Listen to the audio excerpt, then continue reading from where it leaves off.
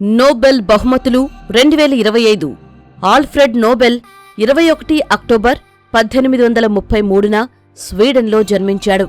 Dynamite ఆవిష్కరణతో ప్రసిద్ధుడైన Nobel చాలా ఆవిష్కరణలు చేశారు. ఆల్ఫ్రెడ్ నోబెల్ పేరు మీద 355 పేటెంట్లు ఉండేవి. అయితే నిర్మాణ పనుల కోసం తాను కనిపెట్టిన డైనమైట్ను దుర్వినియోగం కావడం చూసి తన ఆవిష్కరణకు బాధపడ్డాడని చెబుతారు. దాంతో 27 నవంబర్ 1895న తన వీలునామాలో తన ఆస్తి నుండి మానవాళికి ప్రయోజనం చేకూర్చే ఆవిష్కరణలు చేసిన వ్యక్తులకు బహుమతి ఇవ్వాలనే కోరికను వ్యక్తం చేశాడు. ఈ వీలునామా ఆధారంగానే నోబెల్ బహుమతులు ఏర్పాటు చేశారు. నోబెల్ బహుమతులు మొదటిసారిగా 1901 నుండి 2025 మధ్యకాలంలో ఆల్ఫ్రెడ్ నోబెల్ జ్ఞాపకార్థం ఆర్థిక శాస్త్రం బహుమతితో సహా నోబెల్ బహుమతులు 631 సార్లు 1022 మందికి సంస్థలకు అందజేయబడ్డాయి. కొంతమంది ఒకటి కంటే ఎక్కువ సార్లు నోబెల్ బహుమతులు అందుకున్నారు. నోబెల్ ఉద్దేశం ప్రతి సంవత్సరం జాతి, మత, ప్రాంత వివక్ష లేకుండా మానవజాతి మేలు కోసం మహత్తరమైన కృషి చేసిన వారికి నోబెల్ బహుమతులు ఇవ్వబడతాయి. 6 రంగాలలో ఇచ్చే అవార్డులను నోబెల్ వర్ధంతి అయిన డిసెంబర్ 10న స్వీడన్లోని స్టాక్ హోంలో ఇస్తారు.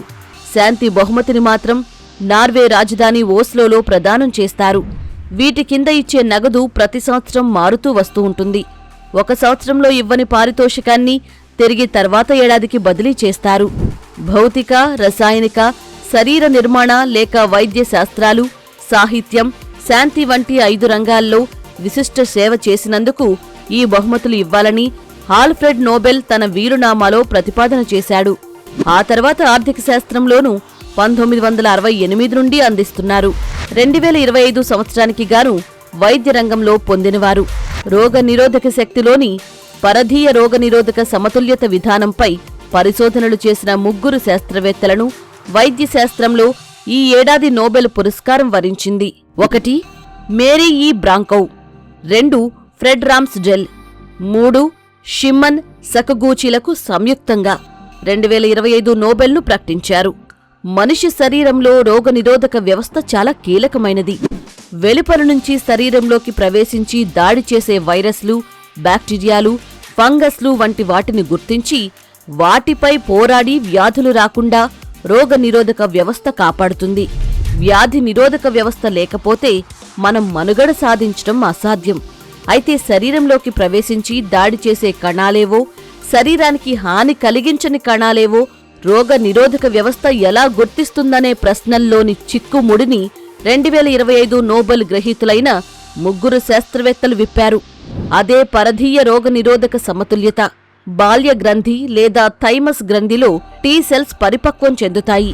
ఆ టీ సెల్స్ శరీరానికి చెందిన సొంత ప్రోటీన్ ఏది, దాడి చేసే ప్రోటీన్ ఏది అనేది గుర్తించి వేరు చేస్తుందని మేరీ ఈ బ్రాంకౌ, ఫ్రెడ్ రామ్స్డెల్, షిమ్మన్ సకగూచీలు కనిపెట్టారు.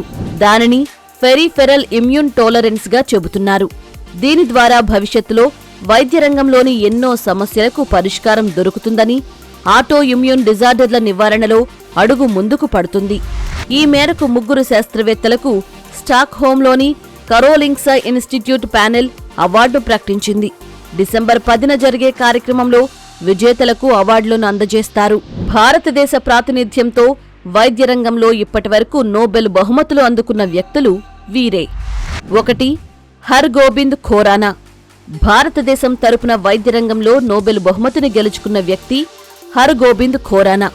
ఆయన 1968లో జన్యు సంకేతాన్ని అంటే జెనెటిక్ కోడ్ అర్థం చేసుకున్నందుకు, ప్రోటీన్ సంశ్లేషణలో దాని పాత్రను వివరించినందుకు నోబెల్ అందుకున్నారు. 2 రొనాల్డ్ రాస్, ఒక బ్రిటిష్ వైద్యుడు. అయితే అతను మలేరియా వ్యాప్తిపై మన హైదరాబాద్లో చేసిన పరిశోధనలకు 1902లో వైద్య శాస్త్రంలో నోబెల్ బహుమతిని అందుకున్నాడు. ఈ ఆవిష్కరణలు మలేరియా నివారణలో విప్లవాత్మక మార్పులు తెచ్చాయి.